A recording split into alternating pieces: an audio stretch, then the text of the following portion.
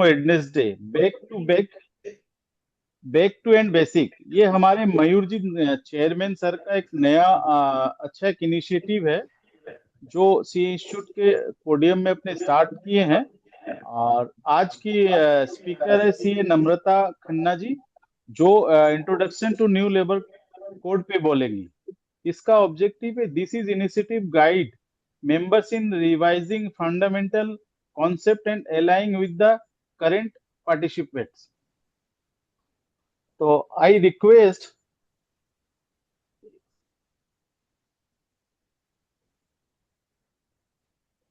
Just a second.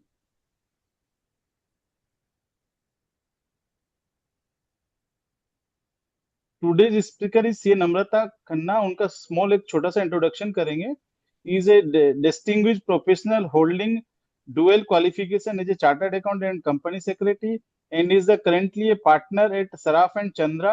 She brings with her over 14 years of rich and diversified experience and risk-based internal audit across multiple sectors, including real estate, textile, hospitality, engineering, and FMCG. Her expertise also extended to conducting technical audits in the real estate sector. Over the years, she has been actively involved in the development and standardization of SOPs across various audit process and operational areas, along with the significant contribution in the design and implemented of internal financial control, IFC and ERP system.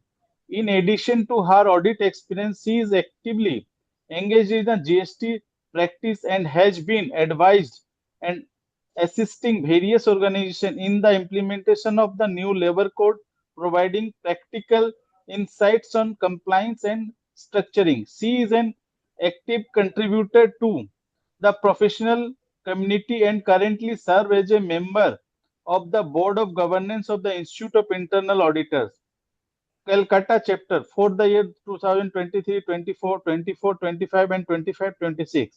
She is also a co-opted member of the Sustainability Reporting Standard Committee of PIRC for the year 2024, 25 and 25, 26 and has been selected as a ICASM mentor for the year 25-26. Additionally, she is contributed as a member of the publications team of the Institute of Internal Auditor India Mumbai for the financial year 24-25. With her strong technical acumen, practical approach, and commitment to the profession, CA Namrata Khanna continue to play a vital role in the advancing in the internal audit and compliance in SEP. So I request Namrata ji to take today's session. Thank you, Chimpu ji, Oh, for your kind introduction. It's happy afternoon, everyone, and a very warm welcome to all the participants. I'd like to begin my session by expressing sincere gratitude to EIRC of ICI for organizing this Wisdom Wednesday Back to Basic series.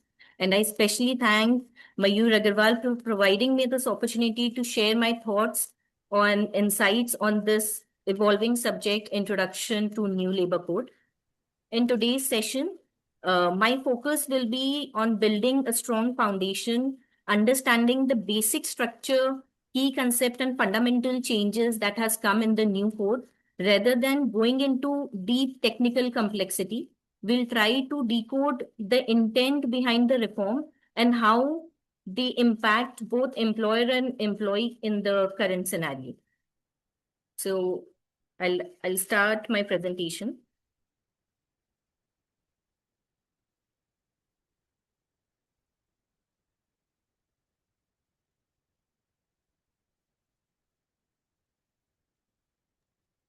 Is my screen visible to all?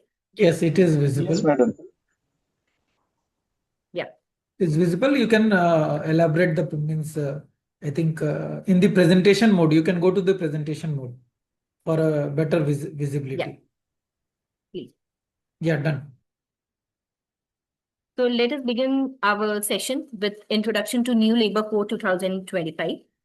First and foremost, before we go ahead in the new labor code, we all should know कि where from we are coming. Earlier law was having 29 labor laws, which we all were not fully aware of. So these 29 labor laws have now been codified into four codes, which is the Code on Wages 2019, the Industrial Relation Code, the Code on Social Security, and the OSHW code, which is Occupational Safety, Health and Working Condition Code.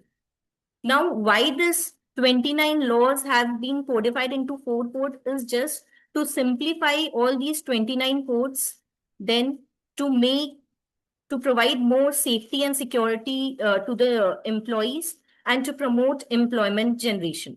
These were the basic objective to come into the new code. Now we should understand what is the timeline of this code. This new code was notified on 21st November 2025.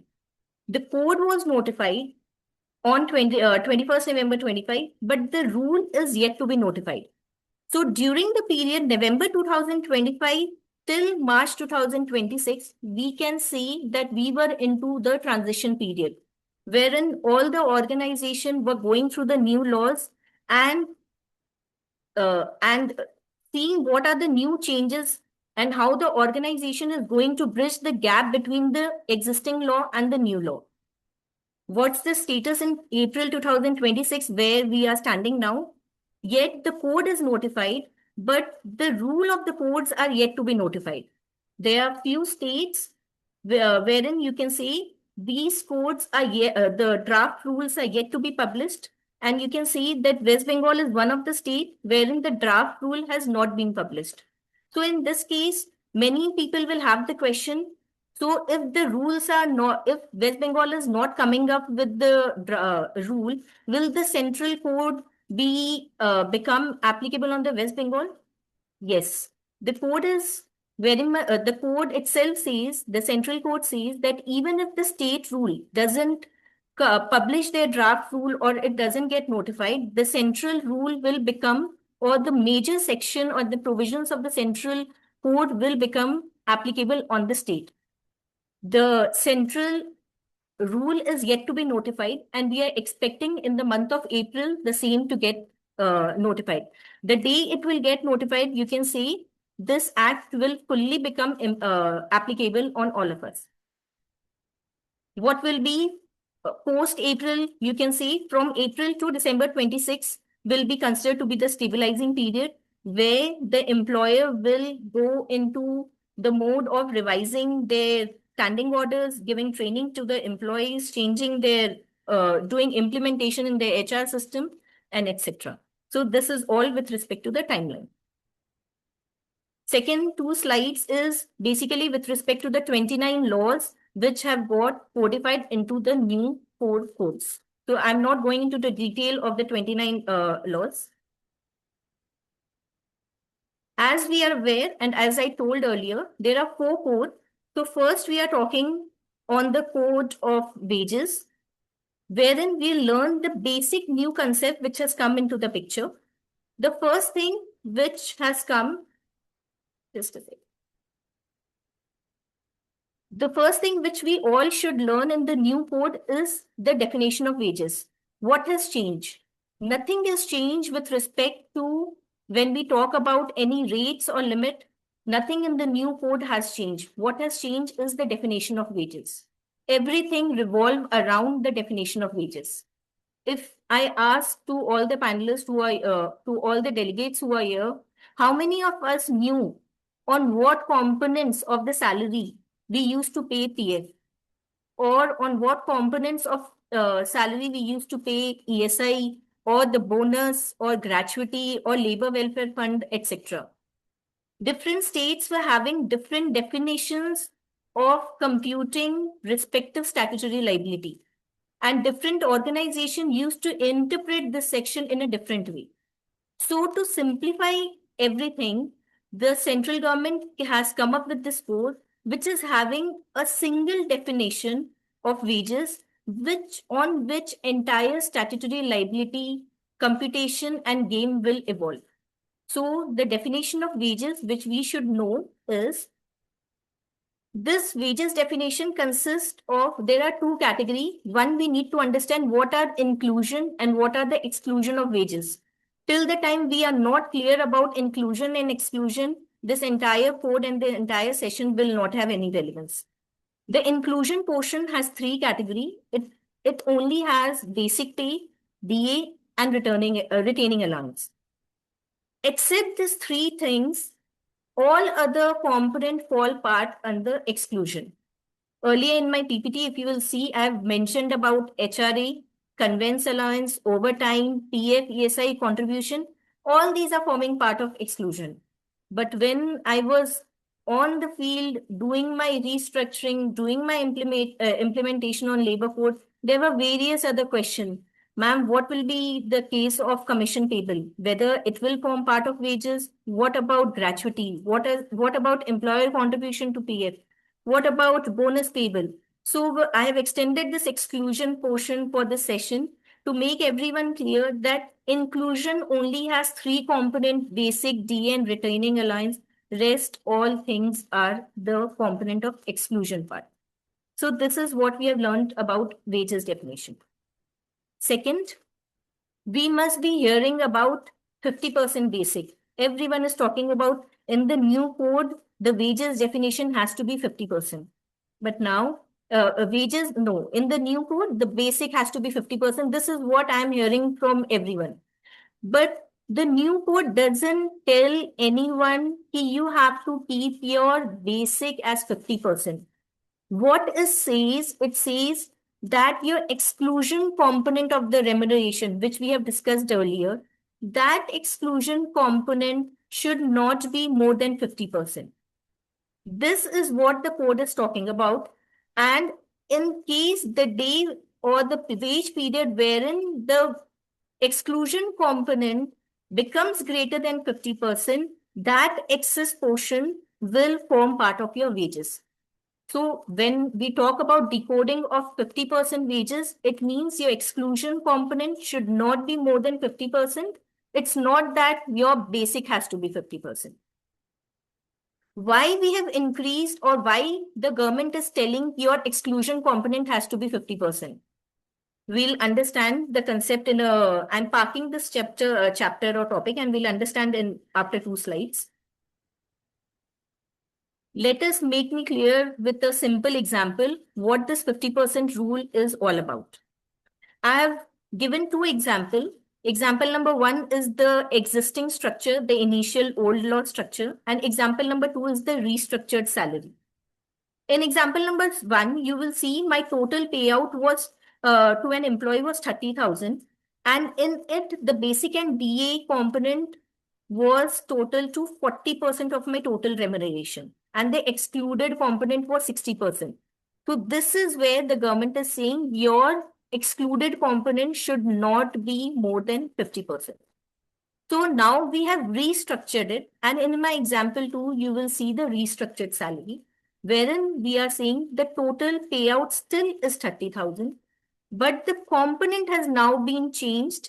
The structure, the salary has been structured as per the new code, and now the included component, by included component, I mean the wage definition. As per wage definition, which we have learned, basic and DA form part of wages. That means 18,000 plus 6,000 is my included component, which comes to 24,000. This 24,000 is 80% of my total remuneration. So in this case, we can see it's not that my basic is 50%. In the second example, the restructured salary, what we are seeing, the excluded component is below 50%. Till the time we are doing the structure in this way, we are compliant to the new code. I'm not saying the excluded component has to be 20% or 30%. It can be anything, but it has to be lower than the 50% criteria. We must know why government has said, and why the restructuring, it should be excluded component be less than 50%.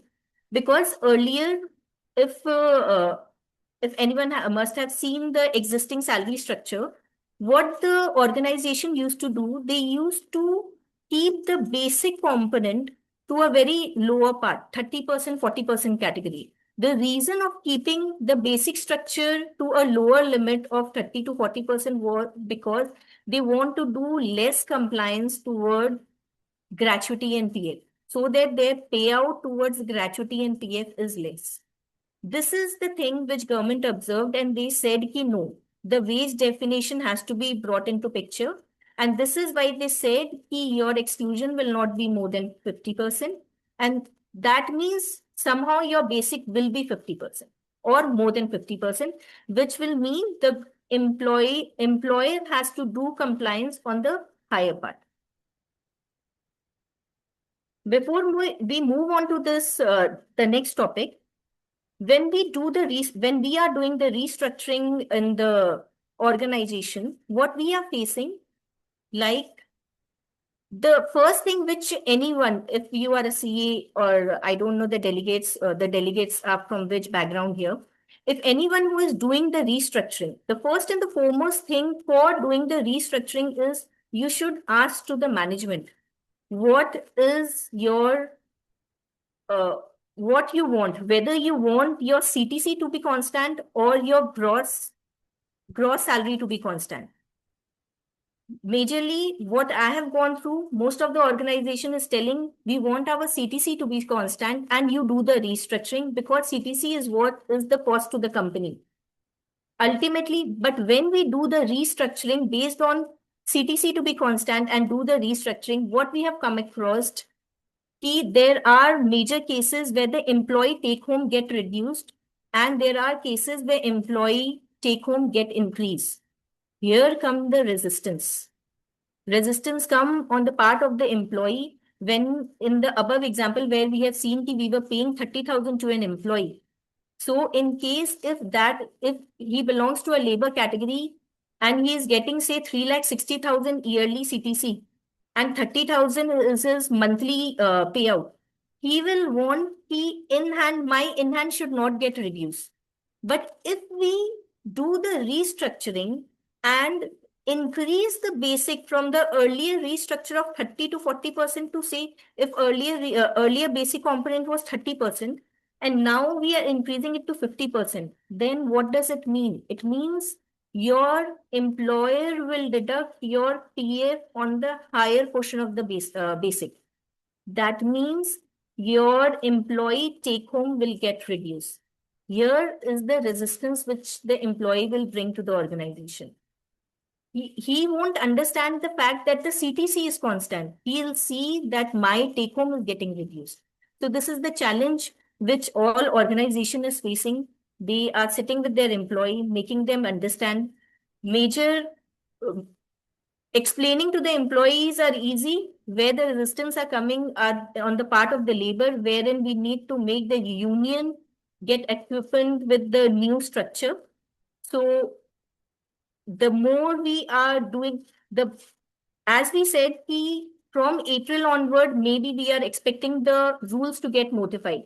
But till March, what the organization has done, though the act was not applicable, it was not, the salary was getting disbursed on the existing law. But what the organization they have seen if we go through the restructured, if we do our restructuring as per the new code, what will be the impact on the company? What will be the impact on the take home of the employee? What financial impact will be there on account of PF, on account of gratuity? To assess all this thing, these are the things which every company has done till March. Those who have not done till March, it's not too late. Yet the rules are to be notified. April is the month where you should go through the existing structure and do your restructuring and know what is the impact on the company and on the employee. The second new thing which has come in the code is about the floor wage. We all are aware about the minimum wage. Every state has their own minimum wages, and this minimum wages get revised half-yearly or yearly based on their state rule. Now, government, as per Section 9 of this code, the government is having the power to fix a floor wage. Floor wage they are going to fix taking into account the minimum living standard of the workers based on their geography. So People may have a question, does the concept of minimum wages will go away with this coming into picture of floor wage? No. The concept of minimum wages will be there. What the floor wage is telling, the government is telling, I'll fix the floor wage. You see the existing minimum wages. If your existing minimum wages is less than the floor wage, you need to upgrade your minimum wages to the floor wage level. What will be the case vice versa? If your minimum wages is higher than the floor wage fixed by the central government, then the act is very simple. It says you cannot reduce. What is allowed? You can increase, but you cannot reduce to the floor wage if your existing minimum wages is higher than the floor wage. So this is the new concept of floor wage. Second, what are the changes with respect to timeline? Is there any changes? Yes, there are changes. In the old laws, there were date 7th and 10th. What is the 7th and 10th? All the factories and the establishment which were having less than 1,000 employees, they were allowed to make the payment 7th of the following month. You can pay earlier, but the expiry date, you can say it should be paid before 7th of the following month. And in any other establishment where there are more than 1,000, you should pay by 10th of the following month. This 7th and 10th in the new wage code has now been kept constant, and it is said that it will be uniform for all. 7th of the following month, howsoever be your employee strength, it should be paid within 7th of the following month. So 10th day concept has gone. Second, there is one more concept. When this wages has to be paid, earlier it was said that the wages was to be paid only on the working days. But now with the new code, and as we are aware that the payment can be done anytime, anywhere with the digital thing and the electronic payment. So the concept of making payment only on the working days has been taken away. So it can be paid on any day.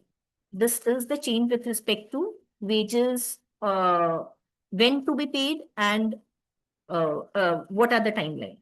Second new thing which has come is FNF settlement.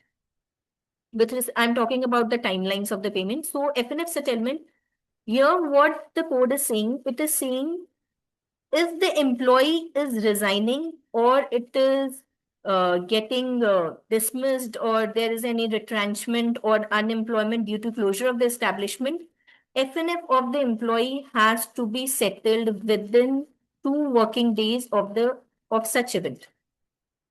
Now there are too much practical question came to us when we were implementing this.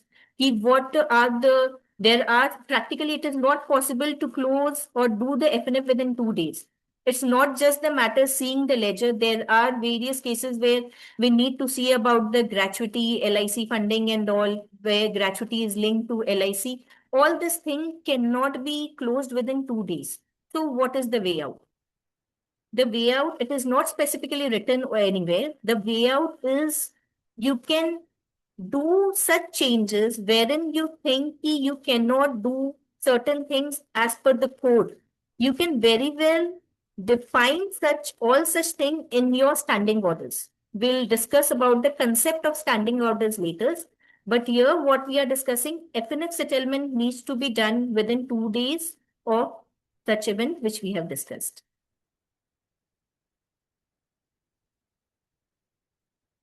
Now, the next topic is deduction. What you can deduct and till what limit you can deduct.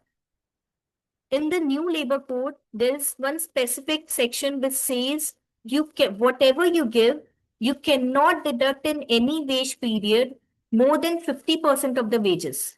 So a capping of 50% has been given on the deduction portion. So what does this mean? It means, say, for example, my salary is 30,000 and you have given an advance to an employee of, say, 25,000 and you are saying that next month's salary I'll deduct.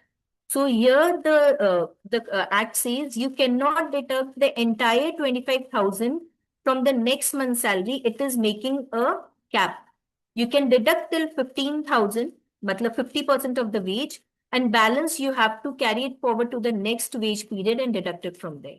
So this is the limit which has been changed in the new code. What all things you can deduct in the deduction, that list has been provided. I'm not going into detail, but fines, duties, losses, statutory deduction, all can be deducted.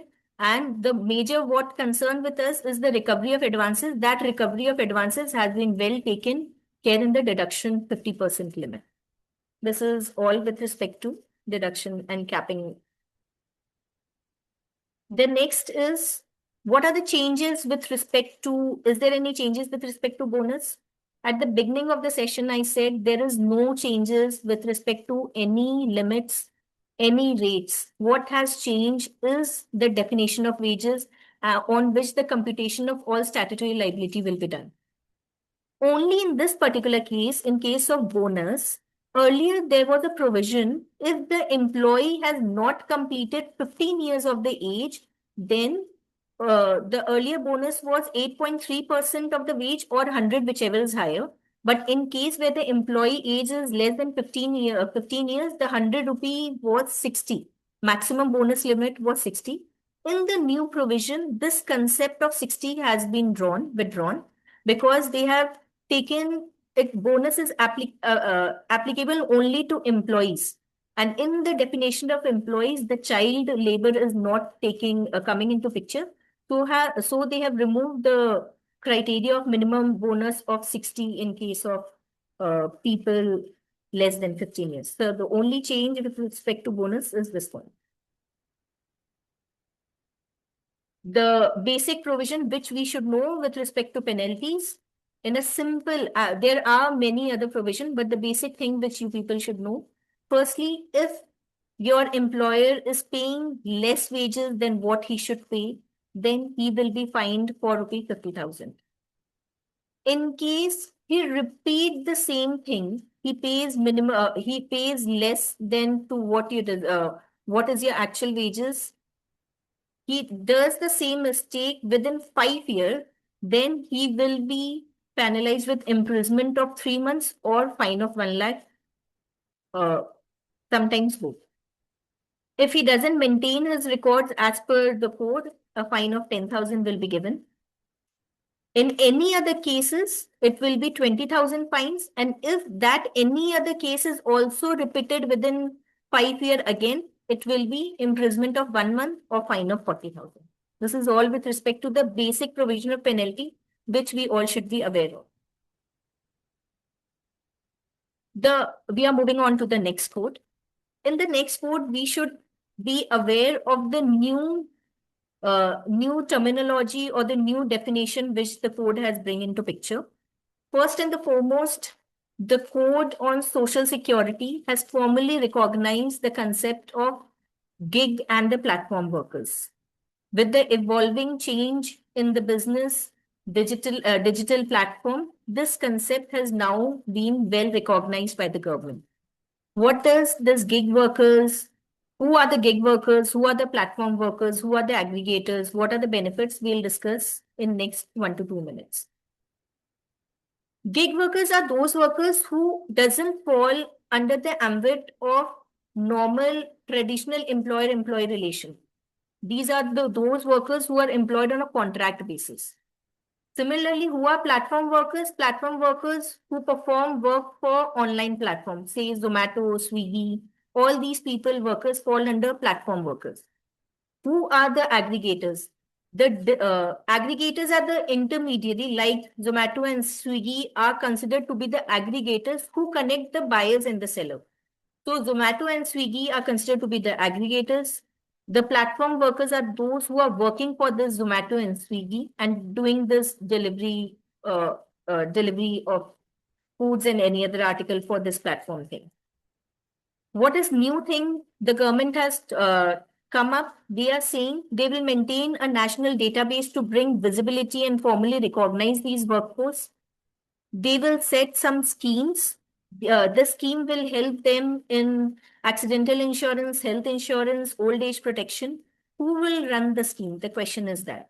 The scheme will be run on a shared basis The aggregators are supposed to contribute to a certain percentage has been defined in the Act, 1 to 2% of the turnover needs to be contributed for the scheme for the well-being of the gig and the platform workers. Maximum limit is given 5% of the amount paid to the gig workers. And who can avail the benefit? It's not that all gig and the platform workers, only those gig workers and the platform workers can avail the benefit who get themselves registered on the government portal. Only then they can avail this benefit. Nevertheless, the worker should be 16 years or above. We have already discussed 16 years and less, they are not treated to be an employee. They are not considered to be an employee.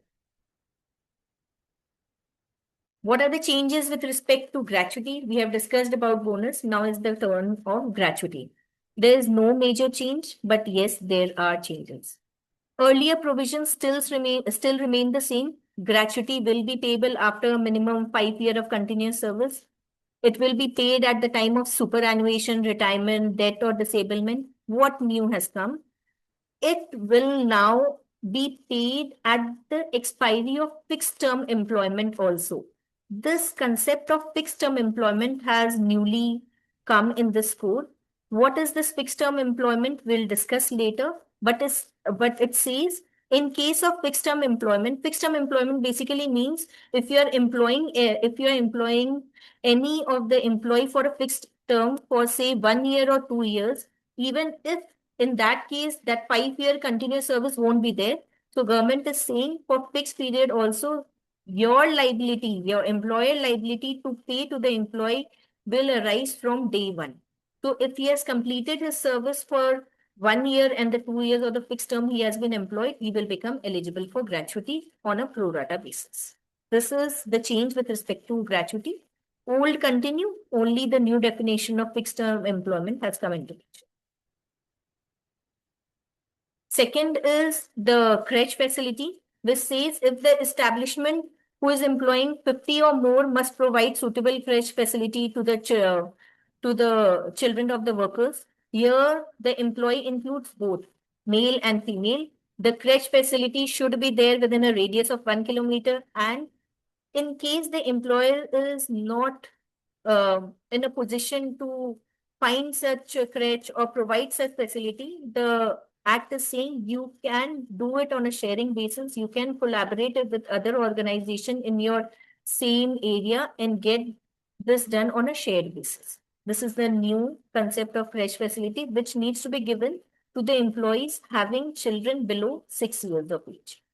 Earlier also this concept was there, but with the awareness, everything, so people are becoming more aware and the code is now more particular about the kilometers and the age and the employee criteria and the who all employer needs to get provide the services to the employees.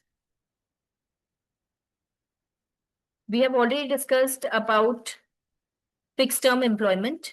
We'll once again see fixed term employment is like a written contract for less than you can say for a period of 1 year or more.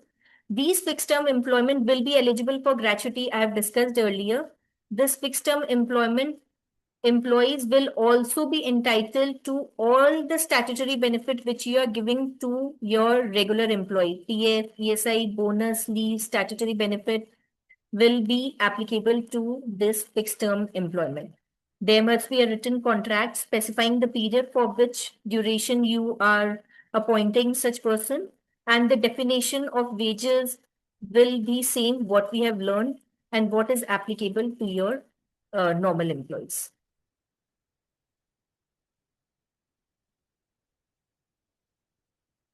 Next is the concept of standing orders, which we have discussed, which I was talking about earlier. Standing orders are what? Standing orders are basically the written rules wherein conditions are given with respect to your employment workers in an establishment for covering all the matters with respect to your leave, holiday. Basically, it's like employee handbook, you can see. Disciplinary provision, what are the termination clause, and every clauses which you want to put in your handbook is considered to be part of your standing orders. So what's new? What's new? It is saying that every establishment employing 300 or more worker, earlier it was 100 or more worker, now it has been enhanced to increase to 300 or more worker, should have their standing orders. The government is also saying once this code is notified, the government will come with their own model standing orders. If any organization, any employer wants to accept that model standing orders, they are welcome. But if you are not accepting, if you are not giving anything, we want to do certain change, it will be like auto adoption of standing orders for you people. And in case you want any change on the model standing orders which the government has come up, we can very well do such changes, but that change has to be approved. The employer must submit the draft standing orders to the certifying officer. The officer will give the approval and then it will become applicable to your this. Time limit is said draft must be submitted within 6 months from the applicability of this code. Retrenchment. The old threshold limit of retrenchment, the concept we all know, retrenchment means termination of employer of the service for a reason other than your normal resignation and thing. So retrenchment threshold earlier was 100, now it has increased to 300. So retrenchment compensation, it has been said, it should be paid equivalent to 15 days average pay for every completed year of the service or part thereof exceeding 6 months. Generally, this kind of retrenchment means reduction of workforce by the employer for business reasons such as cost of reduction or restructuring. What we are every now and then we read in short that Amazon is doing this, TCS is doing this. So this is the thing which will be applicable to all those employment. They need to pay 15 days average pay for every completed year of the service or part thereof. But new threshold limit says till 300, you don't need prior approval of the government. But you need to comply with the notice and compensation provision.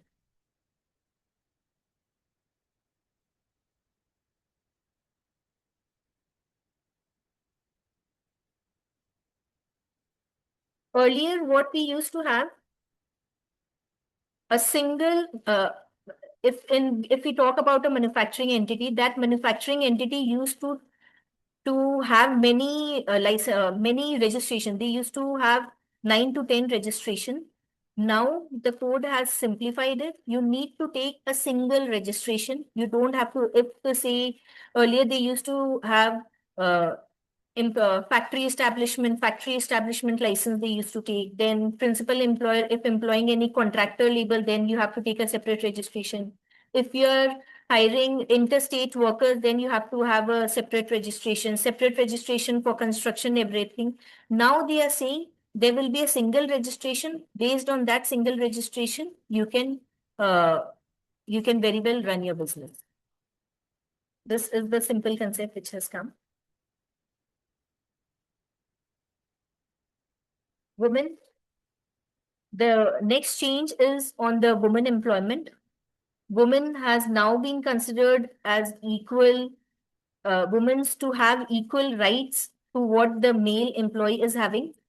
And they have now said the night shift definition has come into picture. They said they are allowing the women to work before 6 a.m. and after 7 p.m. The concept has come, provided it's the responsibility of the employer to give safety and if required the transport facility. So it's a progressive move from the government side, we can see. So basically it's gender equality.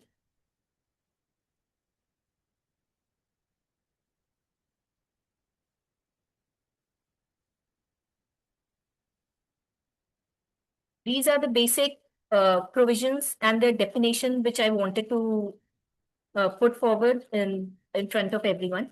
So in case anyone is having any question with respect to any restructuring, I am here to take the question.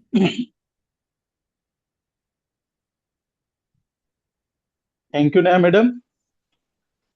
Is there any question from participation?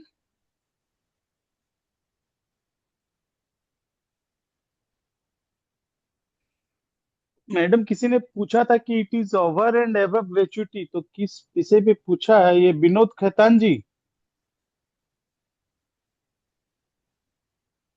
Vinod Khetan जी सुन रहे हैं आप?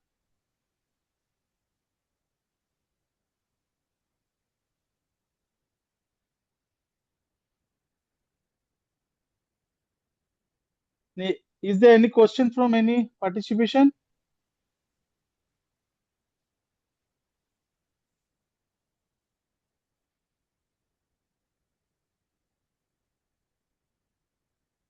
Benoji, I think you are having a question. You can unmute and talk. Yes, I want to ask that detachment compensation is over and above the gratuity. Retrenchment compensation is, yes, over and above the gratuity. Okay, thank you. Yes. That is basically that we have studied. I'll just share my screen again. Just a second. What we have studied is over and above the that. Just a second. I'll give the provision to you.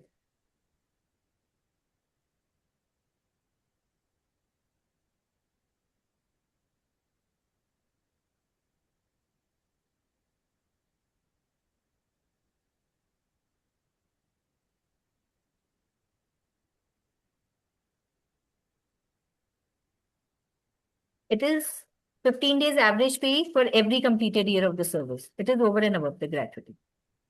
Okay, This is something you are doing because you are laying them off. and from which date all these rules will be applicable? Sorry, sir, come again. From which date these rules and provisions will be applicable? So this is a very important question you have asked. Earlier, people were in a dilemma in the month till March 2026. People were in a dilemma ki whether we should implement this from March onward or in the month of March itself or not, because the act has been notified in 21st November. But what call we have taken and what institute has also, ICA has also come up with its guideline, and it says that till March, you don't need to do your restructuring. What is required till March 26th, the company should take the impact of gratuity and leave encashment in their PNL. Nothing else to be done. But from 1st April 2026 onward, even if the rules are not yet notified, we are suggesting the company to do your restructuring based on the new code. This is what we are suggesting every company to do, and what everyone is following, majorly whom I know. Okay, thank you. Yeah. Ramesh Mundra ji asking, we had that gratuity is payable every after completion of 1 year. Is it is applicable to all type of employee? No. Ramesh, the question, what I told, your question is whether gratuity is payable even after completion of 1 year. No. The gratuity provision is still the same for normal employee. Say if I am a normal employee, I am there for 10 years, or say I am a normal employee and I am there for 4 years and I'm leaving the organization. You won't get your gratuity. जो पहले अपना clause था कि 5 year continuous service होगा, वो अभी भी है. उस एम्प्लॉइज के लिए वो 5 ईयर सर्विस कंटिन्यू करेगी. This change is with respect to fixed term employment. Only those employees who have been appointed on a fixed term employment, those employees who are having the appointment letter with the period that you have been appointed for 1 year or say 2 years, unke liye the government is telling, because your tenure, your appointment is for less than 5 years, then also this kind of employees will become eligible for gratuity on a pro rata basis. I think your question is clear now. Ramesh ji, is there further any query? Ramesh ji? No, he is okay with the answer. Next question is from Mr. Kanhaiya. He is saying whether entity have to wait for restructuring till rules. I have already answered this, sir. The restructuring till March, what we have done, I have already answered. I'll suggest, even if the rules are the West Bengal, if you are there in West Bengal has yet not published their draft rule. but we are suggesting the companies to get your restructuring done, and there is no harm to implement it. So at least restructuring, you should do it from 1st April onwards. One question is there, whether just a Abhishek sec. Tibriwal ji. Abhishek ji, the question is, so far the states where the rules have not yet been notified by the state government WB, whether the effect and gap analysis is to be taken. So this also I have answered before. In case of West Bengal, what call we are taking, like for 25-26, just a sec. For 25-26 in March, you should take जो आप gratuity के provision लोगे और leave encashment का जो provision होगा उसके अंदर में आप अपने restructured you should take the provision based on the restructured salary. Because institute has also come up with the guidelines and the FAQ, they have clearly mentioned कि because the code has been notified in November, so provisioning of gratuity and leave encashment and taking its impact in the PNL should be based on the restructured salary. Even if you don't process the March, you may not have processed the March salary in the restructured manner, but you should complete your restructuring by April if you are doing that impact of the same in provisioning of gratuity and leave encashment in March 2026 you should take. I hope it is answered. In calculation, maximum 50% reduction. Why absentees is also mentioned there. Does this mean even if employee does not come any day, we have to pay 50%? No, that doesn't mean.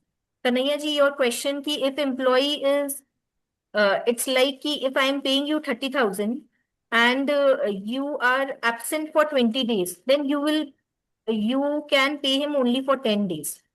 So वो 50% deduction that वो जो deduction जो मैंने आपको बोला था उसके अंदर में क्या क्या चीज फॉल करेगा that I have given in your deduction list, fine, statutory liabilities, advances and all, वो सारी चीज फॉल कर रहे.